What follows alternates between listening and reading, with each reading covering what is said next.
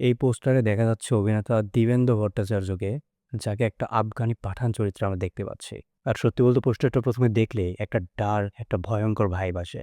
Hello everyone, আমি সাকিব। কথা বলছি প্রিন্স সিনেমার একটা ভয়ঙ্কর ক্যারেক্টার পোস্টার নিয়ে।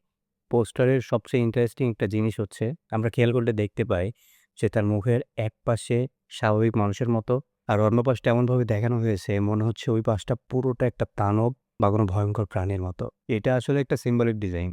এর মাধ্যমে বোঝানো হচ্ছে যে এই চরিত্রটা আসলে স্বাভাবিক মানুষের মতো বাইরে থেকে, কিন্তু ভেতরে ভেতরে একটা ভয়ঙ্কর এবং একটা নিষ্ঠুর মানুষ। আর পোস্টারের ব্যাকগ্রাউন্ডে যদি আমরা খেয়াল করি তাহলে দেখতে পাই পুরো জায়গাটা ধ্বংস হওয়া একটা শহরের মতো দেখানো হচ্ছে।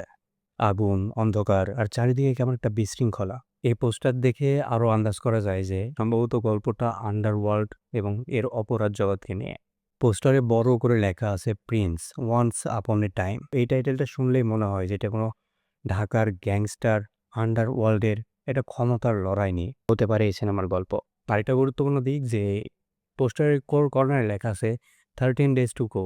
তার মানে সিনেমার পর্দায় আমরা 13 দিন পর দেখতে পাচ্ছি, মানে 13 দিন পর ঈদে আমরা দেখতে পাচ্ছি। সব মিলিয়ে এই পোস্টারটা একটা জিনিস ক্লিয়ার করে দেয় যে এই দেবেন্দু ভট্টাচার্য আফগানি পাঠান চরিত্র প্লে করতে যাচ্ছে। আর তিনি সম্ভবত হতে যাচ্ছে এই সিনেমার সবচেয়ে গুরুত্বপূর্ণ এবং ভয়ঙ্কর ভিলেন। এখন দেখার বিষয় যে সিনেমা রিলিজ হওয়ার পর আমরা দেখতে পাবো যে এই চরিত্রটাকে কতটা ডেঞ্জারাস ভাবে দেখানো হয়েছে সিনেমার পর্দায়। তো বন্ধুরা, প্রিন্স সিনেমার পোস্টারটা আপনাদের কাছে কেমন লেগেছে তা কমেন্ট করে জানাবেন। ধন্যবাদ সবাইকে, ভালো থাকবেন, সুস্থ থাকবেন। দেখা হচ্ছে পরবর্তী কোনো ভিডিওতে। বাই।